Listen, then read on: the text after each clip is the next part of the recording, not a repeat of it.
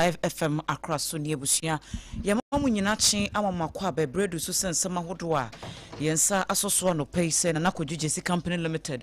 A Kuaba Sempremo and Opanusia Cassia boy, ye better not say, na Yadinina Ebesomo and ne anope free at time ye Cassiamo. Ewo enkran dome Watermelon Street eho ena yebutu enye yenkwani yefa Cassia boni bi ene anope Sompa 93.1 ewo Kumase ayiko 100.9 enso ewo Kumase honomo adamfo pa radio ewo Paris France wom so e fan samne bi ato apete empotem ho Sompa 101.1 ewo takwa de eye Sompa 103.3 Techuman 106.1 Sompa noa 98.9 eye Sompa Sunyai Sompa Nkranza eye 90.7 ena Sompa Doma eye 101.3 Yaba mfimfi mantemu Kingdom 106.1 FM enono ewo mankesim decoder no so bebia FM stations na wono woti yenka ewo hono ene anopai na yestream live nso ewo Facebook and YouTube Sompa 106.5 FM Accra on Facebook and Sompa FM live on YouTube Kanesh Urban Radio and www.sompaonline.com women nyina chensem ne bi atoapete na JJC Company Limited de odi adansie hu ne mapaba na dawurumane bebie 2074 eye dudu a yahye ede aguntu omasili ano kamate se nsuo eboa mo apomde ho nsam etimi konkan se ebi a wo yoba ne bema awarefo na wo ho asam akwakoye den ede amam na nyarewa hodo bi tise stroke mofa mani nkyire mu ewo endpoint homeopathy clinic Leicester Company womo enede years toothpaste ene brush aba edwaman so ya eno so eboa apose na papa ma apai fita womo adawroma enano pen samua yede enam no nia obetini bi ene say abrantie bi e friend Michael Owusu wode na gina kwato se wode nsem bi akoto TikTok no so a enya sempa anu ntuome yi ano sawan so ena Toronto aposifo wo ma kire Ghana ni bi ya ne nyina no efa sexual assault wo mo kire se emprenunie sesa asam no asi 2026 World Telecommunication and Information Society Day eguso ayekoso na no na maame a wono na board chairman ewo NCA so wo kan dia kire wiase ne Ghana nyina se yama digital future ehun hia yempa Panyini baako ebasikasem entutu ya wabene mu yie Paura senyo hosi en wode ato dwa se ade baako ama omampani John Dramani Mahama na mamuo ye toso mienu nsakire kese abamu ene se sebi wasua free ni mistakes anamfom so a woye wabra na woye mampani na edikan no chidomhima ya wasa hwiyo so na nanu atankonya asase so nana abranta wi apanyi ya otoso miensa wo ka kire ma nyina se ya ma ho siesie no moma ho na ho kakra na munya za muyi mo ho saa nanye yebeko Doma Central Mensino emu na nifa hima ya wo aboabo number 1 wono so atu awofuofo na ensema hodo a wode ato no na won kire se asem wo kotro ye ade to sa TikTok no so koye hu video de ka ho no disturb public peace o man no ani wiase nyina so mdwe kura ena ka sanse nsuo no okotoye no ebia na ama no ne bi kura ba Ghana ha no epe nsuo ni bi ato na aje no akoye no akwafa asem kase pande aba no wache se contrary to sessions of the 208 section 1 eno Criminal Offences Act 1960 Act 29 no any section 123 of the Electronic Transaction Act 2008 Act 772 no ni nyina ebo editia eno wodi ni gina court no Accra Circuit Court 10 eho ena piempani a wotena adwamu her ladyship Justice Evelyn Asamoah wotena mu din wotietie nsem ni din wo se Asamoah mu kan di asa na nitrimu kesere ne senese ho eno nti obomode atonsa e the first prosecuting witness number 1 no ya wono krampo no wono na woye marketing manager edema wono mu woye sa nsuo ni e fe no opani Adam Kugbe ena ne lawyer ya ye fe ne se Raymond Kwei wono na woye Owusu Michael Owusu ne lawyer ena obusebusa ne nsem busa no kwa mo fa so mo ye nsuo ni ade a na asem ni ko na wie ye pe ena obomode a chinsen twelefo gina wan kona ena o ka che so one more about the prosecutions no nya de a won betimi a prove beyond reasonable doubt san say and some busa ya no pia de akose human error nipa mfom so betimi ba ewo wo production aso kwa mo fa so mo ye nsuo no eho baabi enu nti kire say asem ono ne client ne ka no betimi aye no kure nanso empani kire say ukeka bomu are Criminal Offences Act ntitiri pa na section 2081 no any Criminal Offences Act ni nyina ka ne say we bi twotwo nsem bi say e de ba montre so ya ka ne say misdemeanor na emom say wo be ka nsem ne de akowie no nyame ya adom abosumi edi anim yi ne da ye to so de onim yenu wo be san frɛ adanse ni to so mienu e wa nsem no mu na saa bre no de asem na kohye nti oduru ho a wo kan kan nsem no nyina wie na to pie mpani asomu a ne ye wa kire bia no wo de be ma mpani abusua ye toa ensem no so ede amamo na aprosifo a ewo Toronto eye Canada en wo mode ato dwase wo ma kire Ghana ni de hye bia wadi emfihia no aduasa oya brantie ya chia ya che no ye kire mu ese entansa hodo mienu ene ye de abo na yesusu se emaiwa ena sebe wo soso wo mo baabi ewo empotem ho na abrantie ne de ebeto dwa ene Samuel Opoku na womo kire se woni fixed address bia se bia ebehunu se aha pote na brantie no wote adwuma a woye nie aha no wosore a wonam womo ahwehwe a womo nya nhunu bibisa na womo mo ye nhwehwemu wasam no mu kire se ne edi kan no esiye eye kwasi ada no me ni da na etoso edu ewo afia emu anwumre be no num abo apa mu sima aduasa enna womo kire mu se Danda Street West ene Bloor Street West area ya ewo Toronto ho ena wo mu hunu se maame abesiriwa bi a wonam ne ba bi a wokọ chese eye commercial building bi a na esi honom suspect no woni maame wo ba bi a na maame no su nim abrante no wo ba bi a enti nanim kire adwuma ni mu a wo wura saa commercial building ni mu ne wo hu ya ne se wo bi aso se bi nachi ya chese wonni mu abrante ko dane ne ho a Samuel Opoku ne gino no se abra na adan wunimi wo se de bia wana chese abrante na hyase asa wo pese wo so maame ni mu e de ne nsa fa ne ho ne adeade a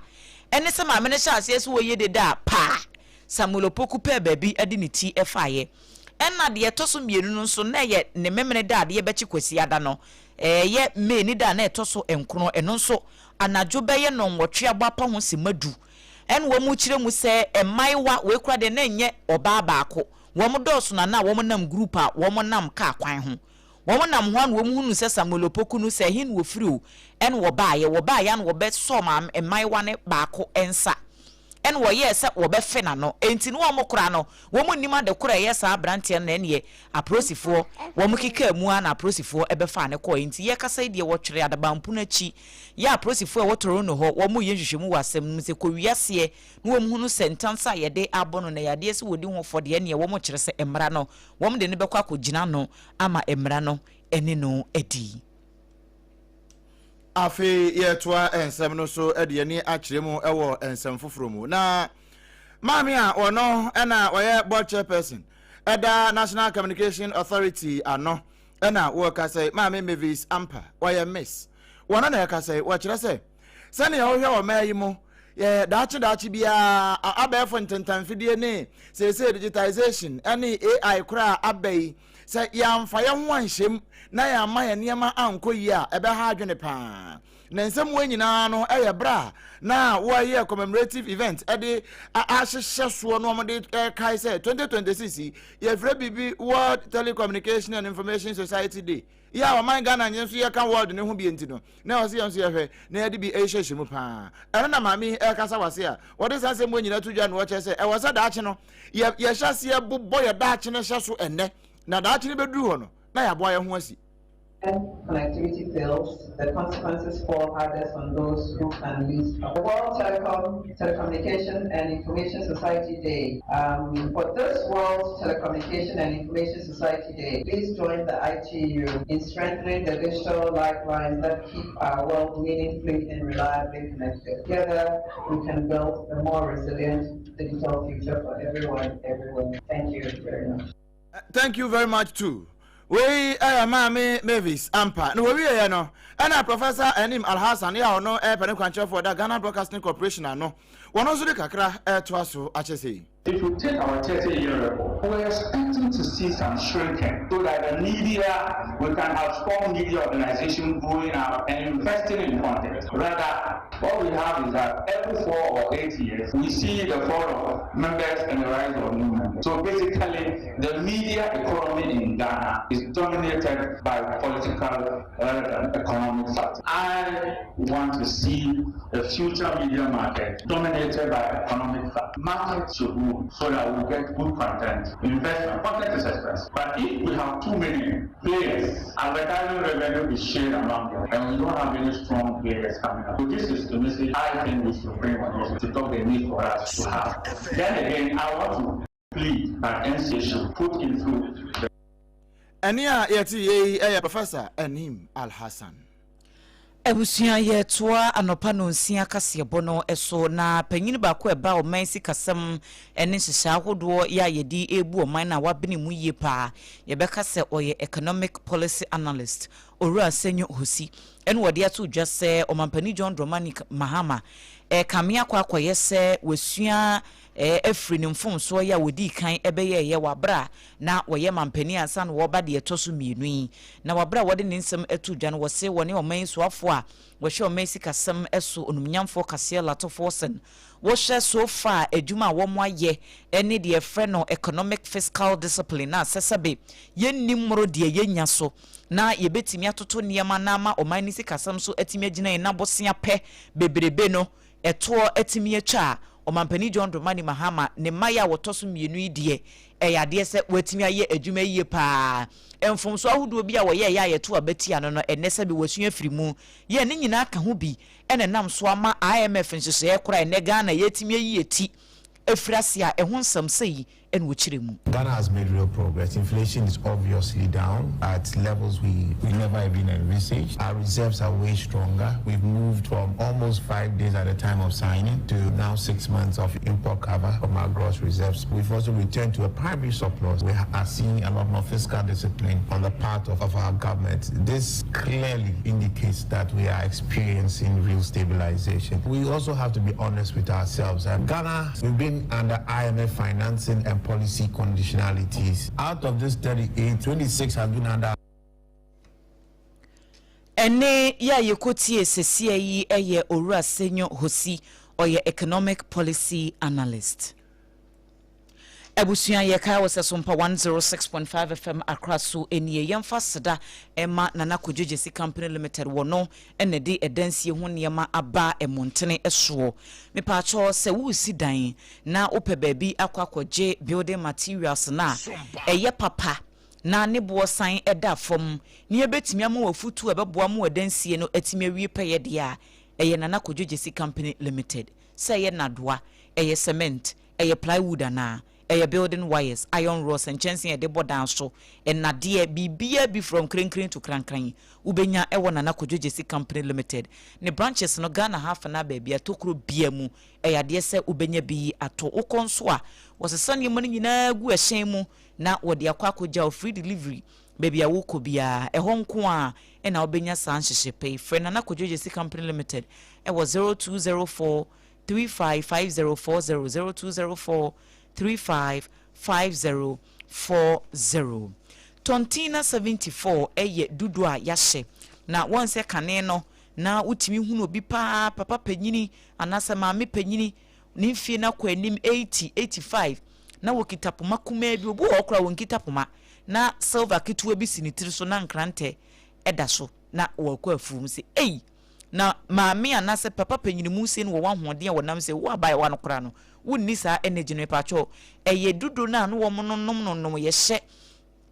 ewa hinamu ni ade ne aye ne kama no esi ho ne yebu ni nkakrakra ene obi ani adaje a wo kwakopa hina kwotete haba mane ade enu nti ena ebi mu anya adaje ene wo mode afa saa ne ma we nyina no wo se ene nimdi akonanim enti ye beda dan ne ye afa mfidie papa mu ne asonso aye ne sensuo de agutuo mu eno ne ye frɛ no Tontina 74 no wonya bi na ono mo eboa pa yare bi abetena wo so ache ebi etese ulcer ebi tese kidney ho hawo ebi tese blood sugar obu ho no a na si kire ne ewo soro da bia asthma obi abowa beye 10 years nie ewa no wanom aduro bia enko kopetonti na 74 ni bi nenom eboa ema immune system no timi gina yie nyarewa bi etete saa ne ma nyina de bi ene no to nkwanta wapai yednam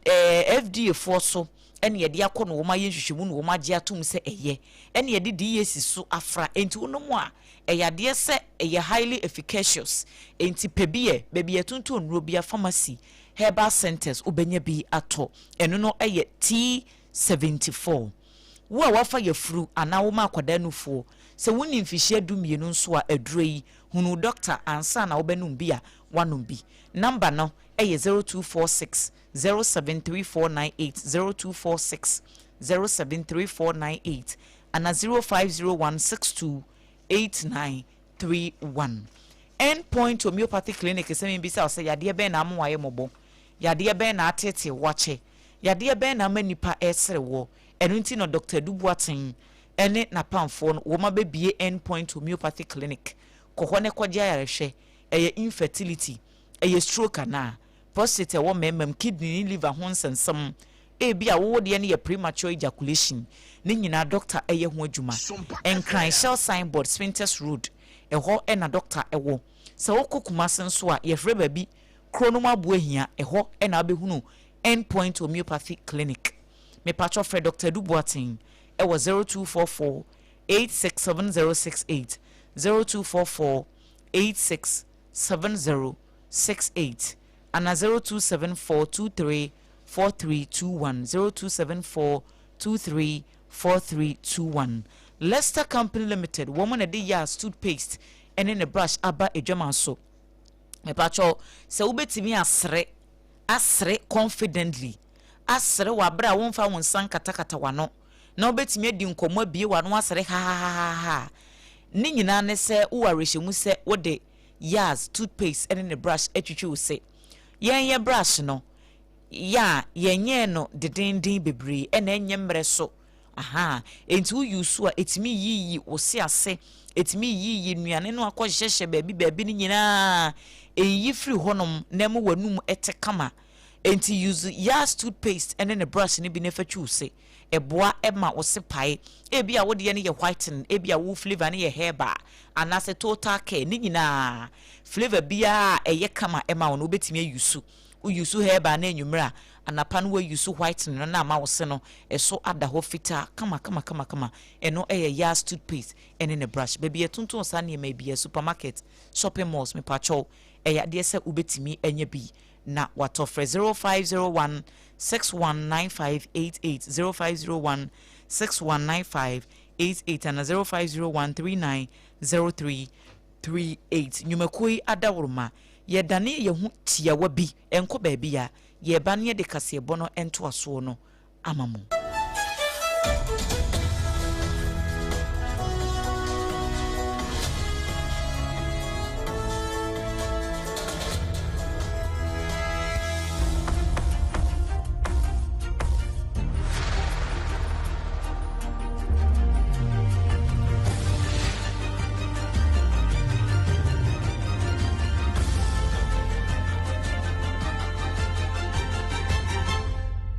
TV Emma Akatuapa. No kwasem Emma Akatuapa. Toa ensem no eso.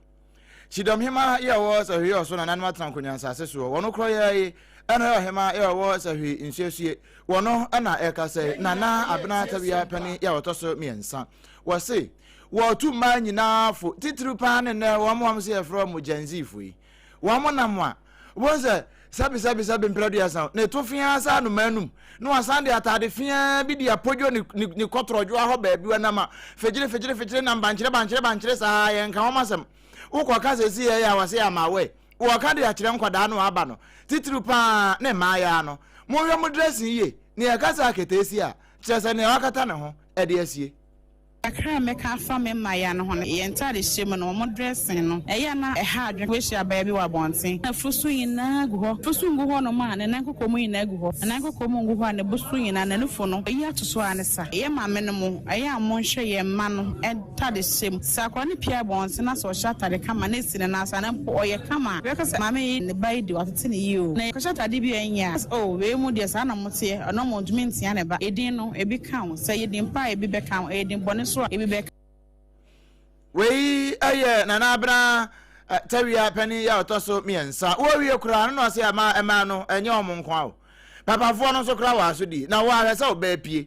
na ne dressing enye na wo ye pani wo fie na wo be hwa akwada inu ade se ye pie na anim so wo kwa ebe kan wa na nti awofo ene wo mo ya kanifo ene wo mo hwe nkwada no so nyina no wo bi ahwe nkwada no yi die betumi ayama sane ma we yakoso ne se meme babia meme di ade ne nzuonzu ho no se me hu sane ma ne bi wo ho no ma me frɛ ma ya no me no mo akasa ko me krom nzuonzu wonya abaya bi o shatade ya miniskers anatade a na rifo sugu anatade a na furu so se egu ho anampo chain da ne nan unya bi wo ho no mo ene okohwa me mo ana mo chi moto kada na hu no bi aye rasta ne ade ene meme krom nzuonzu wonya sane ma ne bi wo enam sane me sini o mo tie ne kasa me no mo kasa ne ntino me hu kura sa enya ene o mo kasa eboa we aye nana abena tawia pani ya otoso miensa wono ena okopie mu ewo sehri yo so nana no atran kunya asase so a oye chidom hema ye toso ye free sehwi oso no na ye de ani chiremu ewo aboabo number 1 eno no ewo Doma Central Mensino emu na nifahima ya wo empotem ho ye nana ekua pia